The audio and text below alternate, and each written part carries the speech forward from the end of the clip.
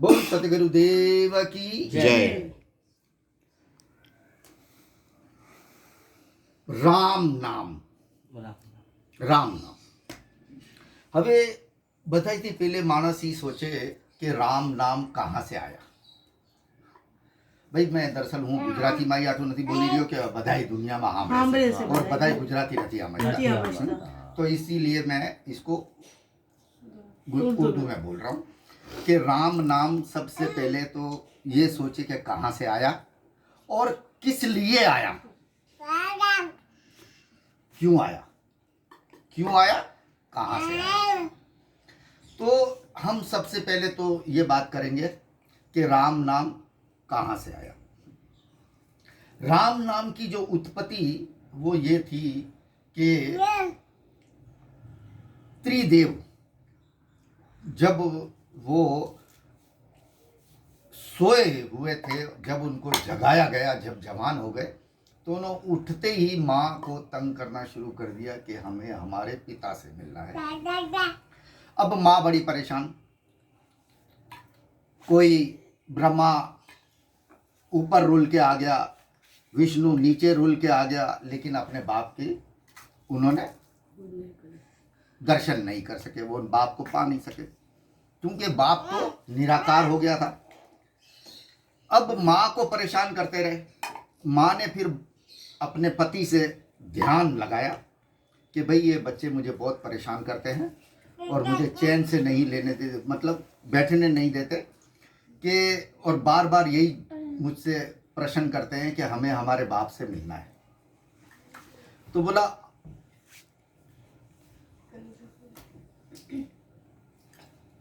पति देव आप कोई ऐसा कार्य करो कि ये मुझे तंग ना करे, या आपसे डायरेक्ट हो जाए, आप इनसे डायरेक्ट हो जाए। तो बोला ठीक। उसने फिर अपनी पत्नी को अपनी तरफ बुलाया, अपनी तरफ बुलाया। जैसे अभी आज अब साइंस बता रही है कि ये एक धमाका हुआ और कायनात वजूद में आ गई। इस तरह इस कायनात में परिवर्तन होता रहता है और सैयारे हैं न वो आपस में टकराते रहते हैं और नई नई कहकशाएं वजूद में आती रहती है। तो इसी तरह जब यहाँ से शक्ति चली और जब वो कई युगों के बाद जब उसने अपने पति को देखा तो इतनी जोर से जाके वो उससे मिली है ना कि एक रणुकार, एक आवाज निकली उसमें से, और वो आवाज थी राम।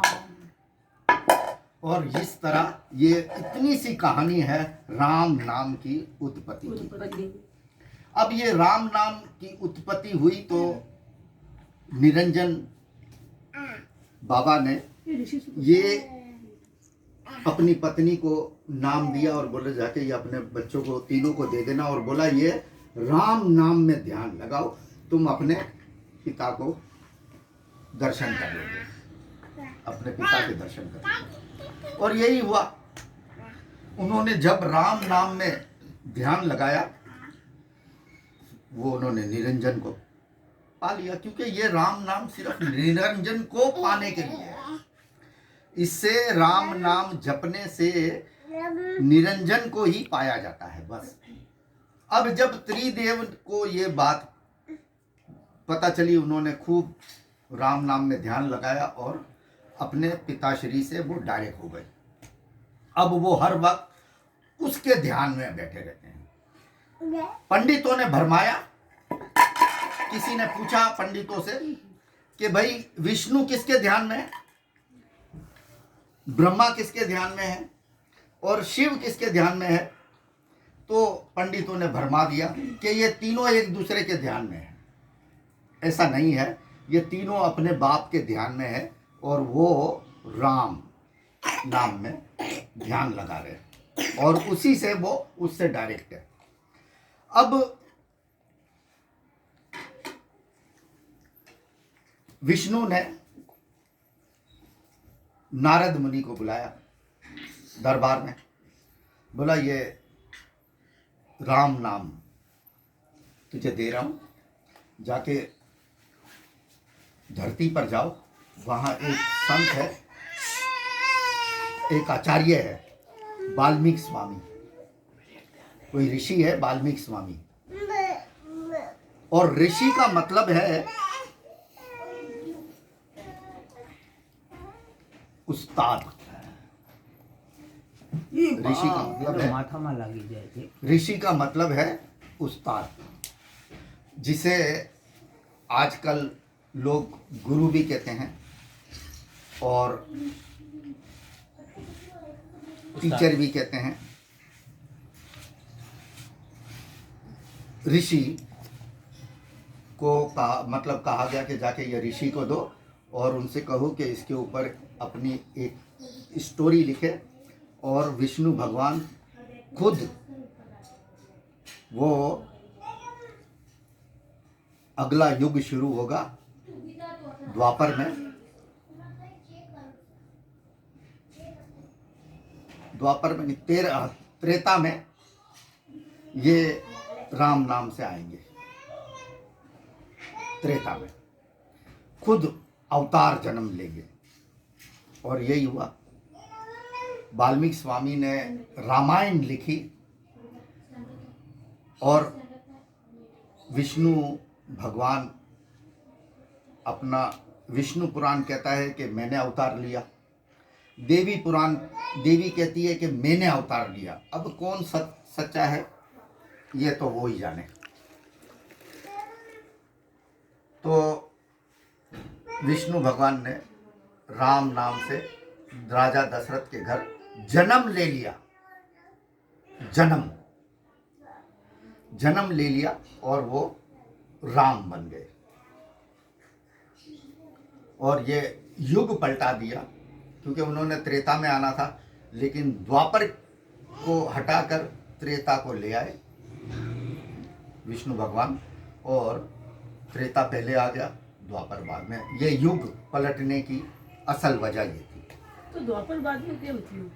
आज वजह कि विष्णु भगवान ने तो त्रेता माँ कीधु तू, लेकिन और द्वापर माँ साहेब ने आहुति, साहेब द्वापर में आहुति। तो अब निरंजन ने सोचा कि अगर ये द्वापर में साहेब आ गए तो मेरी महिमा तो घट जाएगी, ये मेरी महिमा का घट जाएगी। उसने चालाकी खेली और उसने युग पलट दिया और त्रेता पहले आ गया, उसने खुद जन्म ले लिया। उसी को त्रेता कहा गया कि राम ने हकीकत में त्रेता में आना था, लेकिन वो जाहिर है कि सतयुग के बाद द्वापर आना था, लेकिन वो त्रेता में पहले आ गया क्योंकि राम ने जन्म ले लिया। तो उसी को फिर वो त्रेता कहा गया। पूरी सृष्टि ने अपनी तरफ कर, हाँ, त्रेता कहा गया और ये युग पलट गया और राम वहाँ जन्म अपना कर लिया उसने राजा दशरथ के घर। अब ये बात साहेब ने आके समझाई कि हकीकत में राम नाम की अब जो मतलब है ना, वो ये है कि जब वो उसने इंसानी रूप में जन्म ले लिया और उसने प्रचार यही किया कि इंसान का आदर करे, तो राम नाम का मतलब भी यही है कि सिरगुण की सेवा करो। मर्यादा बताए। यही इतनी सी बात है राम नाम की। लोग पता नहीं राम नाम जपना शुरू कर दिया है, राम नाम जपने, क्योंकि कई गुरु लोग हैं कि वो कहते हैं कि भाई जा राम राम कर, राम राम कर, राम राम कर।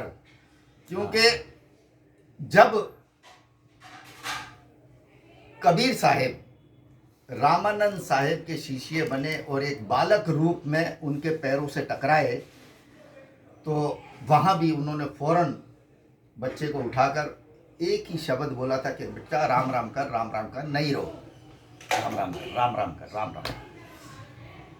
तो साहेब ने गुरु की मर्यादा के कारण जग सेवा की। जग सेवा कैसे की कि 120 साल इस धरती पर रहे। आज भी वो इधर ही है, लेकिन अलोक है। अलोक ही बोलते हैं, क्या बोलते हैं हिंदी में, हेलो। कि वो अब दिखाई नहीं देते। अब वो कहाँ है? संतों में है। गुरु उसका स्वरूप है, और जब भी ढूंढोगे गुरु में और संतों में मिलेगा। संतों में हमारे से और उन्होंने कभी जल नहीं लिया, कभी कुछ फल नहीं लिया, कोई अन्न नहीं लिया। 120 साल वो इस धरती पर रहे। जो कुछ कमाते रहे वो लोगों की सेवा करते रहे, और अपनी पूरी जिंदगी उन्होंने सेवा में, सिरगुण सेवा में बिता दी। कि यहाँ उन्होंने इन जीवों को पार लगाने का काम अपने जिम्मे ले लिया, कि ये काल के लोक से जीवों को पार लगाना शुरू कर दिया। इस तरीके से उन्होंने इस धरती पर इन जीवों की सेवा की और सेवा में लग गए, और गुरु के शब्द का पालन किया। कि गुरु ने जो कहा था कि राम राम कर, तो राम राम का मतलब ही यही है कि जग सेवा, इन जीवों की सेवा करो। बोल सतगुरु देव की जय।